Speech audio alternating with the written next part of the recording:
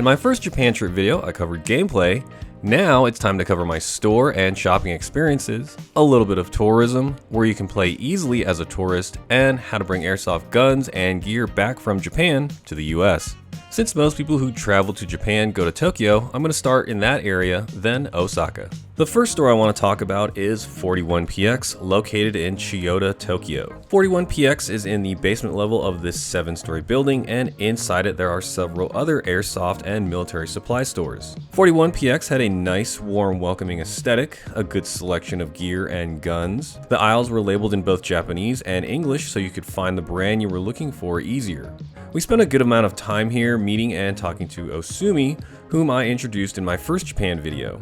I would describe his affiliation as the evac mat of 41PX. 41PX also runs an indoor field called Area 41, which I'll cover later in the video. Overall, this store felt like it was a social hangout and destination store for a lot of well-known people in or getting into airsoft. Some of the staff here did speak a fair amount of English for customer service, including Osumi. I didn't make any purchases at 41PX, but Osumi did hook us up with a bunch of swag. In the same building is RepMart. This store had a huge selection of guns and a decent amount of what I would describe as lower tier gear. RepMart had the widest selection of guns I had seen on the trip, to include a handful of rare Airsoft Muskets.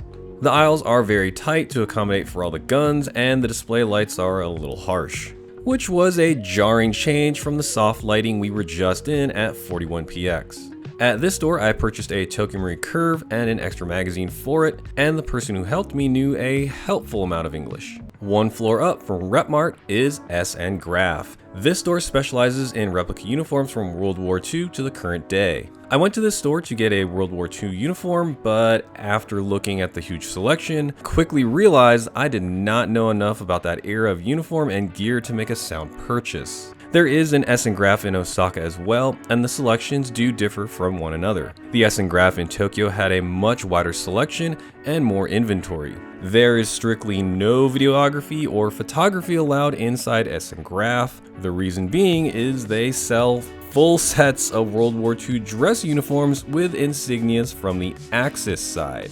They also have full uniforms for the Allies, most notably complete sets with gear for 82nd and 101st Airborne. From S&Graf, I purchased a Japanese Self-Defense Force Jaitai camo set at the Osaka location and a replica PCU from the Tokyo location. At both stores, the employees knew a fair amount of English, probably from telling countless tourists not to take photos. Across the street from all of these stores is Milfreaks, a boutique gear store. This shop has a mix of real and replica gear. I wasn't really interested in purchasing anything here, I just wanted to check it out. I'm fairly certain the employees there know enough English to help you find that specific piece of kit you're looking for. About 5 blocks north of Chiyoda and Ueno are Airsoft 97 and Maitri. Airsoft 97 is a smaller sized airsoft shop with a decent selection of guns, gear, and other accessories. Airsoft 97 mainly sells imports like G&G. Nothing in this store really caught my eye, so I have no idea what their level of English may be. On the second floor of the same building is Maitri. This store was primarily custom gear with a small selection of gun accessories. While looking around, I found a splatter paint camo Chicom, pistol pouches, and a sling, all of which I purchased specifically for my retro loadout. The one person in the store that day did not know any English. Next, we went to Echigoya in Shinjuku City, which is about a 20-minute drive from the Chiyoda and Ueno area. Echigoya was smaller than I expected, but was still about an average size shop with a large amount of upgrade parts and a decent selection of guns, gear, and accessories. Interesting things I saw at Echigoya was this direct line green gas setup and this BCM rifle. Our last Tokyo stop was Western Arms in Shibuya. Shibuya might sound familiar, and that's because this is where a lot of travel influencers and TV shows go to film the packed intersection crossing called the Shibuya Scramble. Every day, over 2.4 million people use this crossing, making it the busiest intersection in the world. Western Arms is tiny compared to all the other stores we visited. Inside it are 2 large glass cases filled with memorabilia and custom handguns. For a small shop, it was fairly busy. I didn't directly talk to anyone, so I don't know their level of English. But through Masaki, I bought a 1911 hardballer, which he arranged to have shipped to the US. Shopping in Tokyo was my second round of checking out airsoft shops in Japan. When I first arrived, I landed at Kansai, Osaka. Masaki met me at the airport, and from there we took what was to be my first of countless train rides to Osaka, Maine. Our first stop was another multi-level shopping building called Super Kids Land. This building is a dedicated hobby store with model kits from World War II, Gundam, and anything Tamiya. The vibe inside was like any large commercial retail space. The airsoft section was primarily guns and accessories. Gear was limited to just eye protection.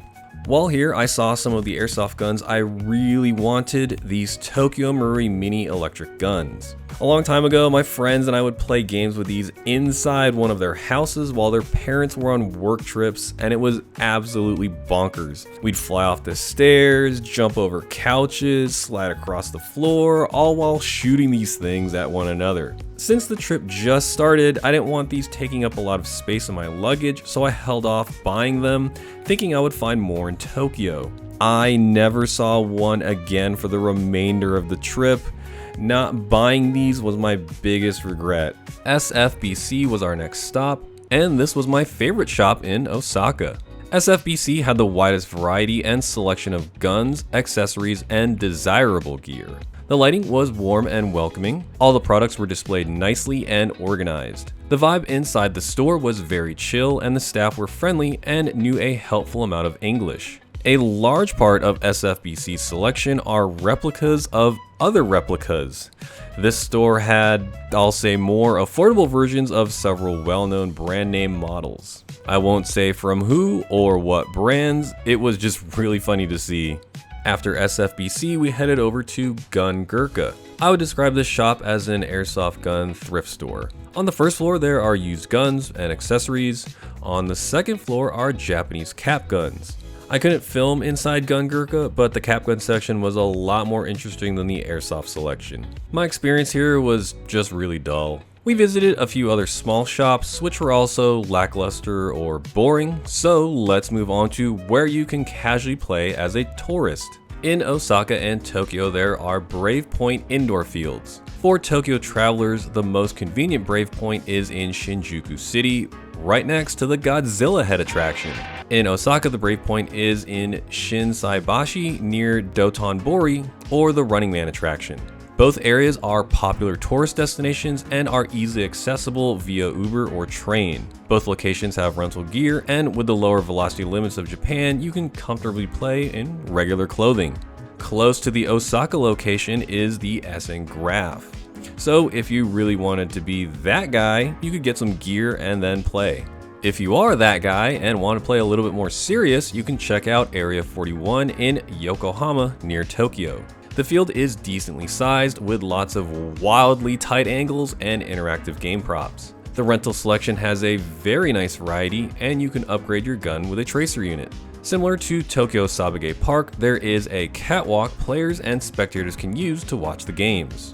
The Pro Shop has a little less inventory than their main store, but had an exceptional used gun selection. After you visited all the shops and bought all your dream guns and gear, how do you bring them back to the States? It's actually pretty easy. All your gear, like helmets, plate carriers, and uniforms, can simply be packed into your checked luggage. Guns might be a little trickier. In the US, airsoft guns are federally mandated to have an orange tip. Japan gives no fucks about the color of the muzzle. So to avoid any problems with customs, I highly suggest doing either of the following. Bring orange tips with you to put on your newly purchased airsoft guns. It doesn't need to be the correct muzzle for the gun, it just needs to be orange. Number 2, buy acrylic paint and paint the orange tip on.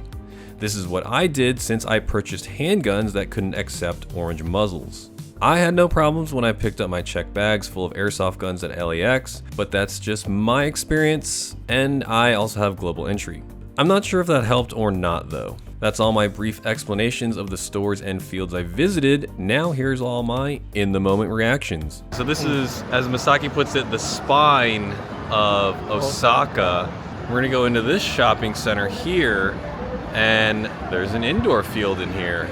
Nice. And here it is, the indoor airsoft field inside this shopping mall. So this is the staging area.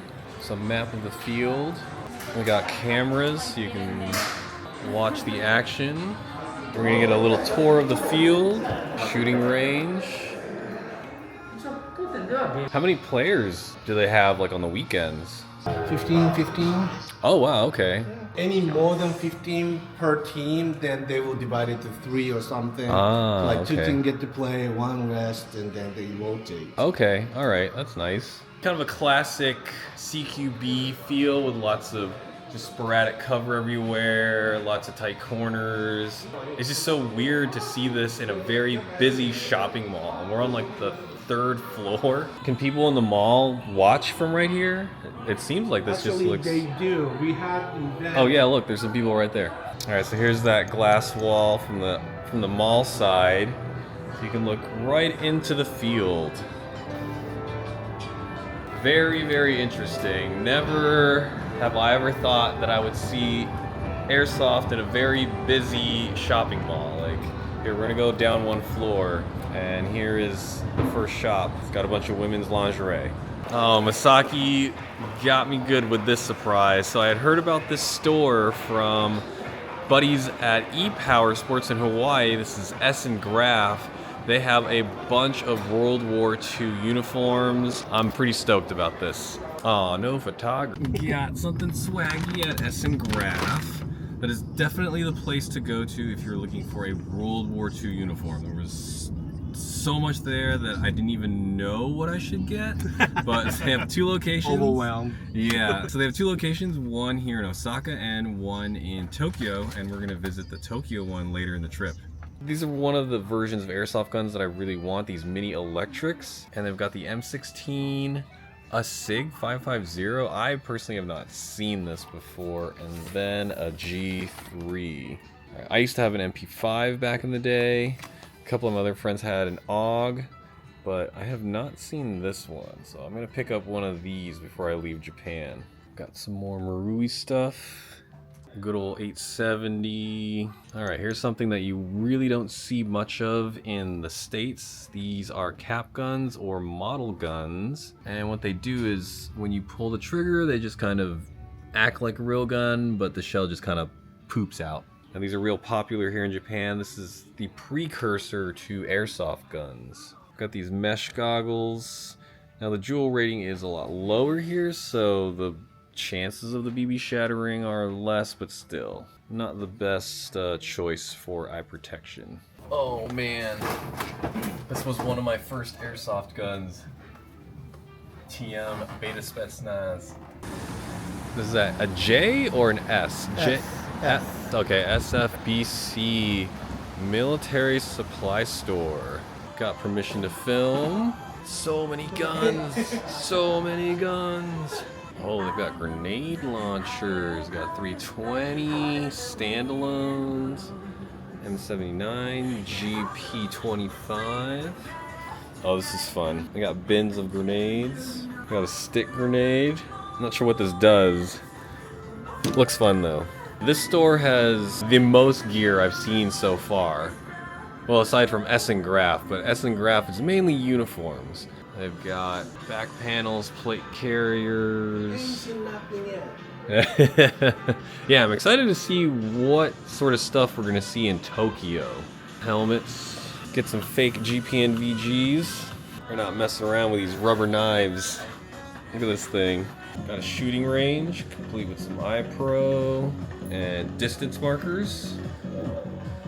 Very, very cool vibe in there. If I lived in Osaka, this is probably where I would shop for my airsoft stuff. They have a lot of unique guns and brands inside. All sorts of wild brands that I've never even heard of in models that I didn't think that you'd see, like 416s, MP5s.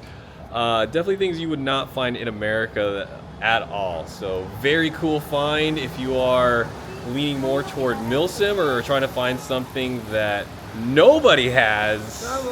Oddball, obscure. Yeah, this is the place to come. Went into Gun Shop Gurka It's basically a secondhand airsoft shop. The second floor, though, had a bunch of cap guns and old MGC guns, which was really cool to see. If you don't know what I'm talking about, I'm gonna link the Airsoft History video somewhere here, and you can learn all about the history of Airsoft and MGC and what role it plays in the overall development of Airsoft guns.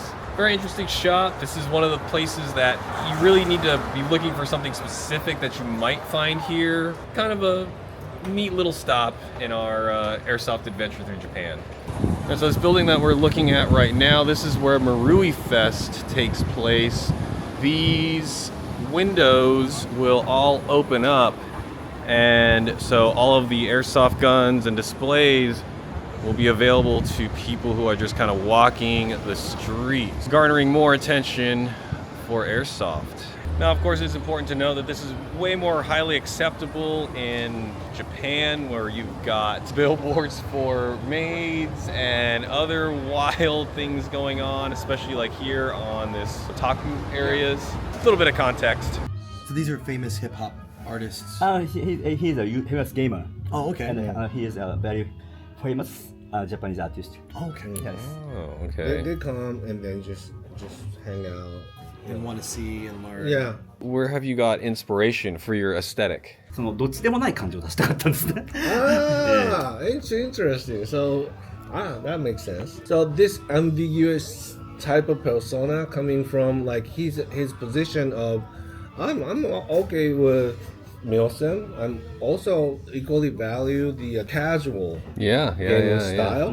I value all those male players and also equally important the female players. So he's not the gender neutral, but the position neutral, kind of lead him to be in this persona.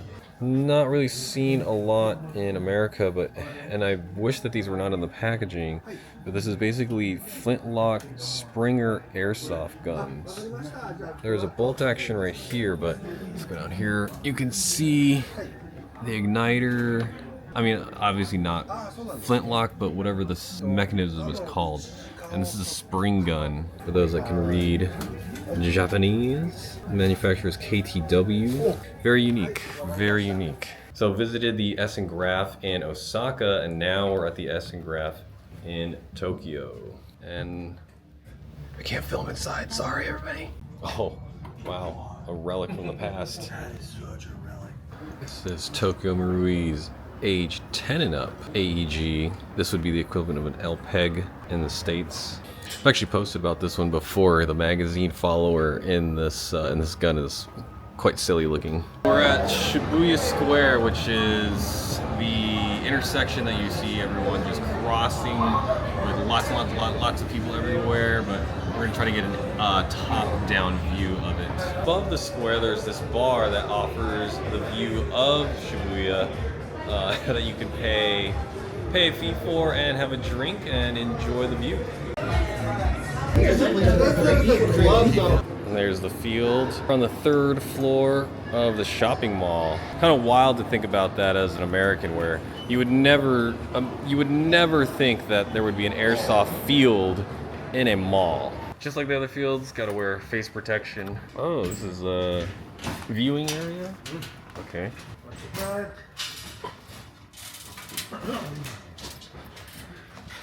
That's one starting area right here. Yeah. And then Other one behind that. the other one is behind that net. Yeah. How often do they change the field layout? Every other month or so. Okay, Yeah, nice. okay. This is part of the field? Part of the field. Oh, okay.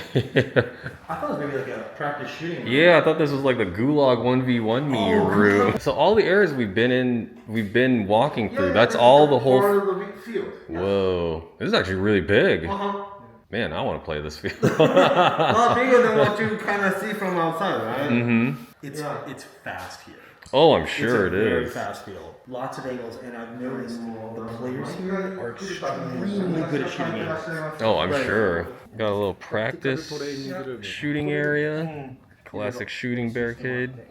And then you've got a target. Someone a little bit more stoic.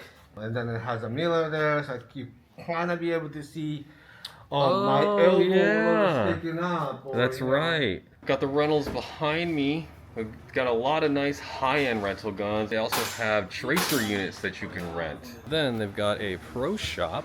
So these are all used. Oh, all of the guns are used. I found a blast from the past.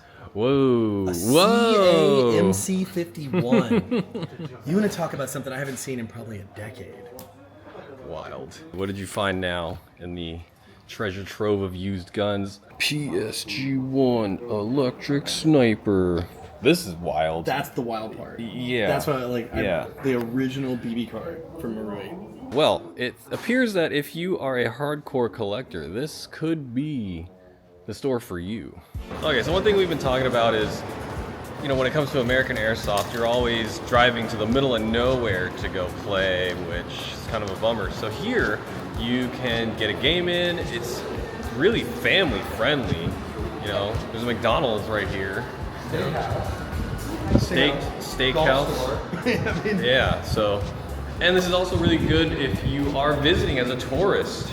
You know, you're probably gonna be with your family and you don't want to just drive them to the middle of nowhere and then say, hey, good luck finding entertainment here. Right. It's all inside the mall. Yep. And you can step out. There's other shops in the area too. It's still walkable to the train station as well, so you don't really have to even take a car if you don't want to or you can't drive. And again, with the way that everyone plays here, the attire is much more casual, so you're not really going to see a lot of kitted up people. You know, you could essentially play in, you know, what we're wearing right now. It's totally acceptable. I think it's just the acceptance of airsoft here as something that's a real hobby by everyone, that no one even bats an eye that there's an airsoft field with people walking in with gun bags in a shopping mall. Yeah.